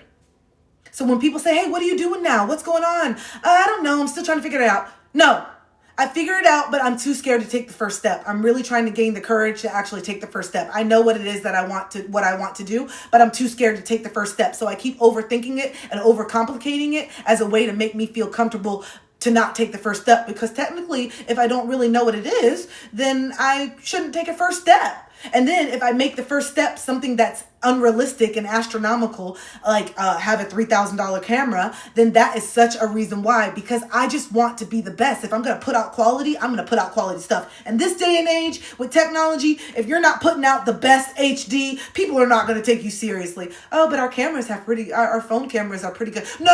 I need like a Canon because my favorite person, this person that I really respect, has a Canon, this and that. No, shut up. You just don't want to do it. Like, miss me with all this shit. Okay, there's Amazon, all these big Fortune 500, there's people that started in their damn garage. You think Jeff Bezos said, oh, I can't start the warehouse until I actually have a big, nice, luxury air conditioning warehouse? No, he fucking started in his garage and then he built from there. He didn't say, I can't start Amazon until I have a 40,000 square foot. No, he didn't have no money for a 40,000 square foot because he had to start making money with the fucking garage first. You see what I'm saying? So he said, I'm going to do it. I'm going to run with it. I'm going to do it. It's not going to be pretty. It's not going to be the best. It's not going to be organized. But I believe in myself and I'm going to keep going.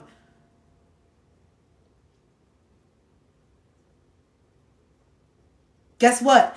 I started out with just one bowl. When I first started with my instruments, I started out with one bowl. I said, okay, what can I afford right now just to get started? All right, $350. What can I get with these bowls? Okay.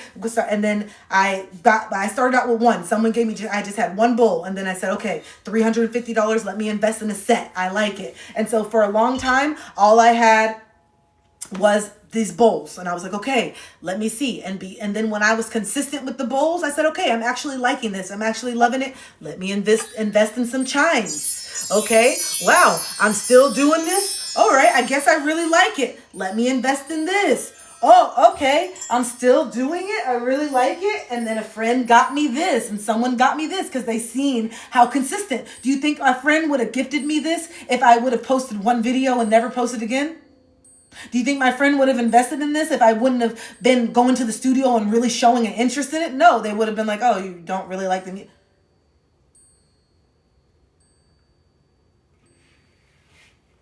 Look, because I stayed so consistent, people gifted me shit.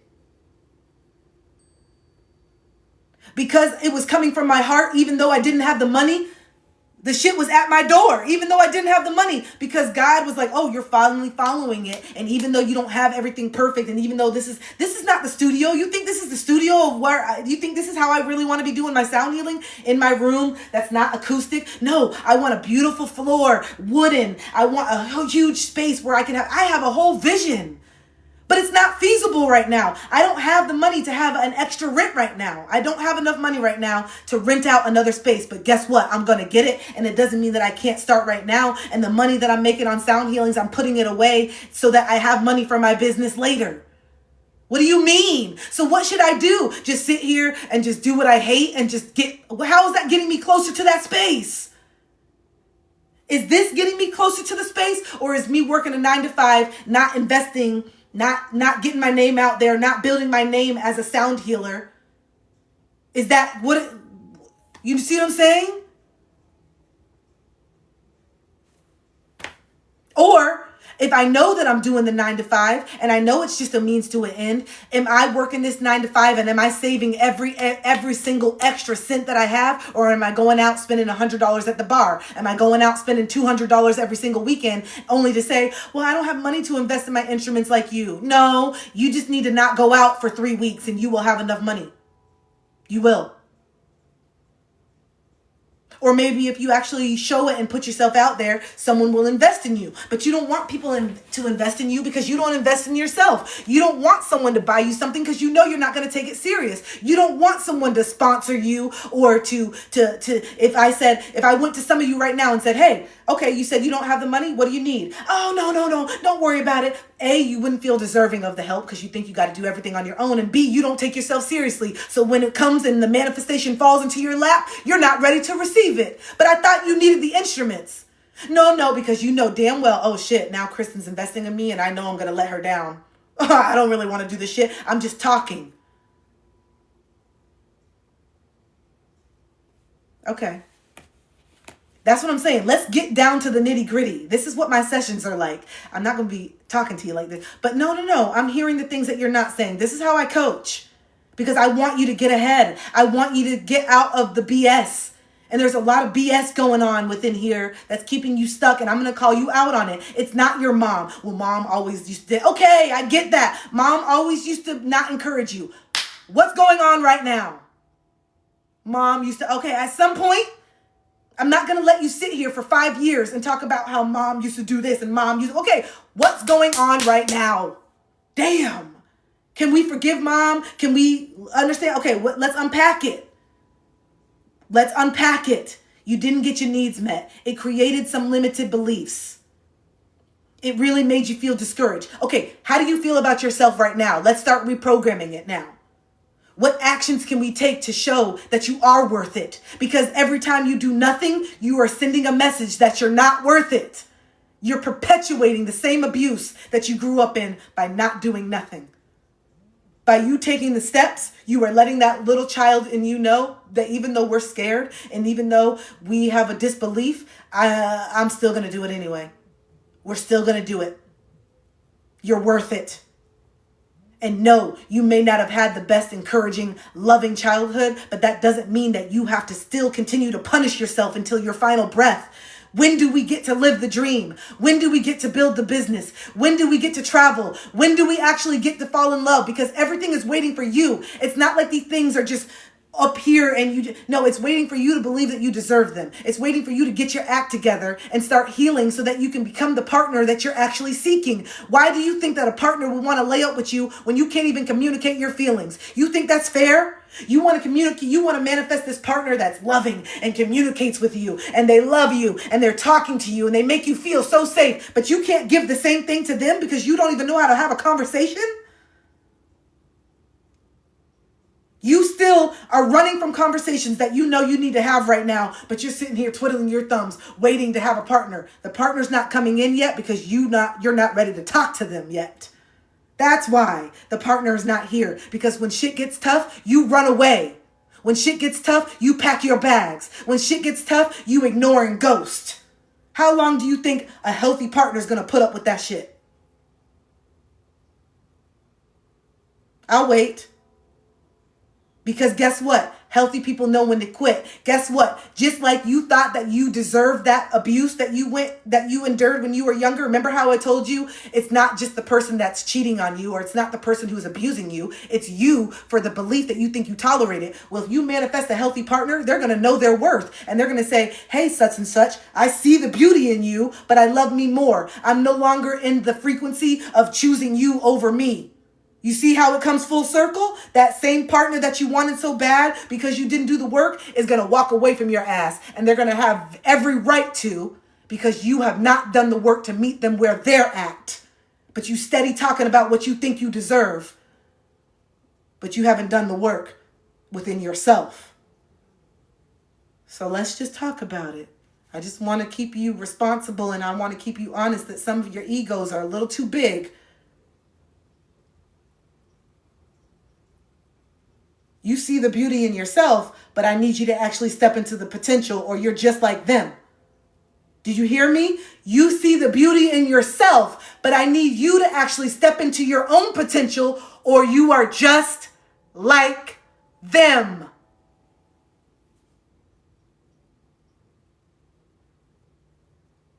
And that's exactly why you like being distracted with their bullshit, because you know you got your own bullshit. Thank you for the galaxy. I appreciate you, Jasmine. Thank you so much for that. I appreciate it. Whew! All right, let me read this so I can get out of here and go to the gym, because your girl got obviously a lot of energy. All right, we got storyteller and we have owl medicine. We're going to read owl medicine first. We're going to read owl medicine first, and we're going to end with the storyteller. You guys, these messages are coming out potent. I'm not going to lie. I know I'm giving y'all a verbal ass whooping right now. I'm giving you a verbal tongue lashing in the most articulate and loving way. All right? But sometimes you got to hear it like this. Sometimes it does get old saying like, hey, this is why I'm not a therapist. You know why? Because I don't have the patience for that shit. I don't. I'm going to say it in a loving way. And I know it's important for us getting to the root so we can understand it. And trust me, the people who work with me, they do understand it. I do give you the time, whether it's with me or after I plant a seed. 9 times out of 10, the people who work with me will come back and be like, damn, Kristen, I get it now. What you were saying. Okay, now we can get somewhere. But I'll be damned if I let you pay me every single week for 5 years and you say, I just don't understand why I just keep choosing these men. Because you have an abandonment wound and you keep trying to get chosen by dad by choosing these men. What the hell? I'm not going to sit here for 5 years while the elephant is in the room with us. It's you. You have not come to the terms with the fact that you weren't deserving of dad abandoning you. You have a deep abandonment wound because dad has been abandoned and he has not done the work. And now you got to break the cycle. You abandoned yourself because you were given a message that you were deserving of being abandoned growing up. That's not the truth. So now we have to give the tools and start doing the opposite. Okay? I'm not going to do this for 5 years. Talking about the same shit. You got a deep abandonment wound and we're going to work through it. The way that you work through it is you have to stop and first and foremost, stop abandoning yourself. So when something comes up and you have something on your chest and you feel like you're going to explode, you have to say it or it's no one's fault but yours. You can't, okay, I'm not going to say this because if I say this, it's going to make them mad and then they're going to leave.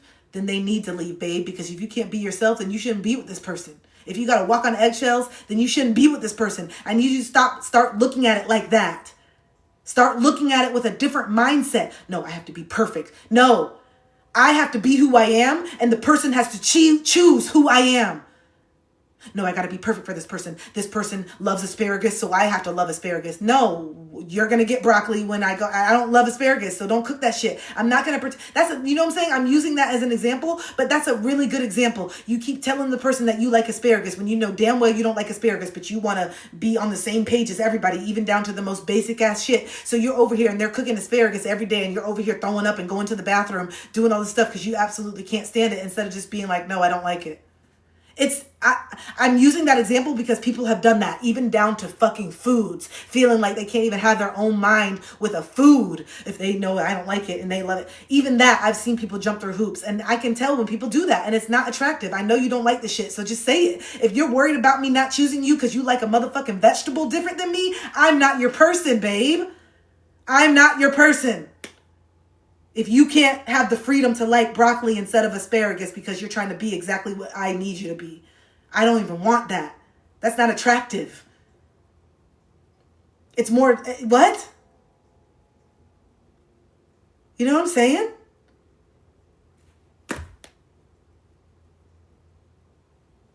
You know what I'm saying. All right. Owl medicine. Wisdom, illumination, intuition, clairvoyance, and deep insight abound. Go within. Profound majesty and grace is available to you simply by pulling your awareness inward. Ancient knowledge is emerging within you. You know the truth. Trust your perception. You are a truth seeker and a truth sharer. Nurture the feminine spirit within you. In some indigenous cultures, the men say that they are afraid of the owl because it represents the power of women, and they're in awe or even afraid of the power of women. I literally just said this to my friend the other day, how men are so scared of women's power and how intuitive we are and how just connected to the land and just how we are. And so the oppression. Other native cultures call the owl the night eagle, for it has the majesty of the eagle but works silently in the darkness of the night. In Western culture, the owl sits on the shoulder of Athena and also Merlin, revealing sacred truths. When this card chooses you, you are at the advent of the time of illumination and transformation.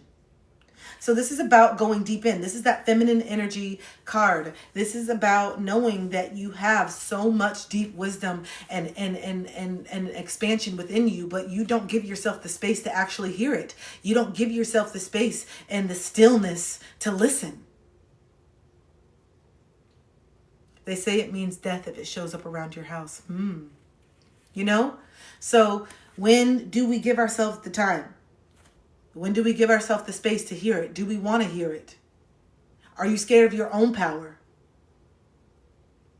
Lots of questions. Last but not least, storyteller. Storyteller.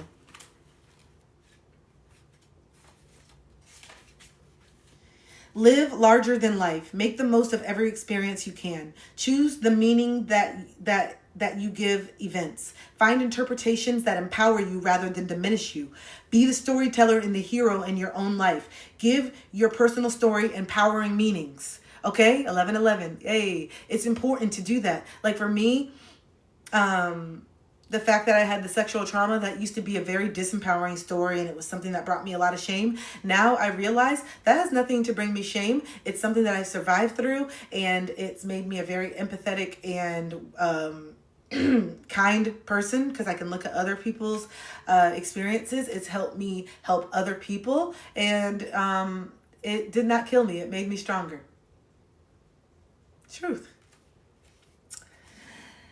Around the evening campfire, clan members always look forward to the storyteller recounting events of the daily happenings of the tribe. Even the most mundane event took on the vibrancy of the expert hands of the experienced storyteller. The storyteller card chose you to remind you to be in the champion of your own personal myth. Be the central character. Be in your own movie. Don't live life according to the needs and expectations of others. Don't be a bit player in your own story. You guys, I mean, I don't know how it can... Listen, you're over here trying to be the best supporting actor and actress in everybody else's movie, instead of saying, hey, this is how I roll, this is how I feel, this is how I want to dress, and the world will adapt. And the people that are not meant to be in your life will fall away. You guys have already seen it. The more and more that you come into your truth, the more that people are naturally just falling out of your life, and you are elevating and you're recognizing that you don't have a lot in common. Those of you that are really working on your addictions, the more that you stop entertaining those addictions, and then the trauma bonded friends that you had because of those addictions, you recognize that you guys don't have a lot in common now that you don't have the addiction. The addiction is what had you guys in common. And now that you don't want to do that, you recognize that you don't have certain things in common with certain friends anymore.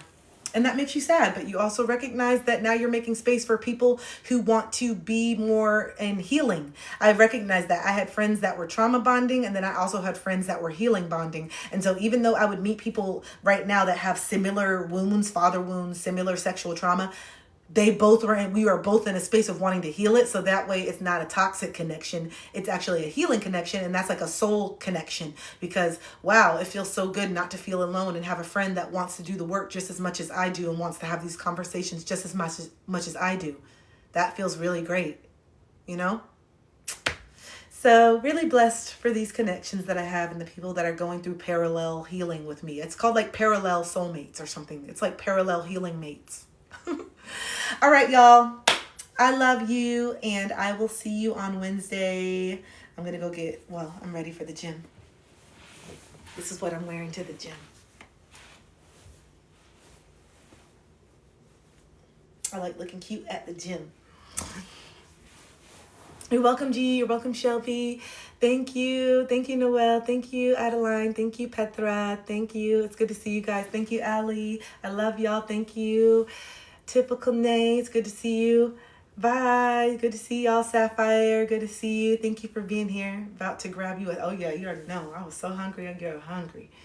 Thank you, guys. Thank you, Rosa. Thank you, Victoria. Thank you, Nini. It's so good to see you. Thank you for being here, you guys. Without you guys, I'd be talking to a wall. So thank you for being here and actually listening and giving a damn about what I have to say. Because again, I'm just talking about my experiences, and I never want you to think that you have to do what I'm doing. But if it resonates, cool. I'm just letting you know that on the other side of looking at this darkness is peace, freedom, liberation, excitement. There's a whole vibe behind your fear of being seen. The fact that I don't care about being seen no more is what makes me so magnetic. And again, I am not tooting my own horn or trying to be cocky, but I rarely can go out now without somebody asking me, whether it's women or men, anyone. It's magnetic to be yourself. It's attractive to be yourself. I'm trying to tell you guys. You over here worried about people not liking you. Those are just people who don't like themselves. It's all a mirror. It's all a mirror, I'm trying to tell you.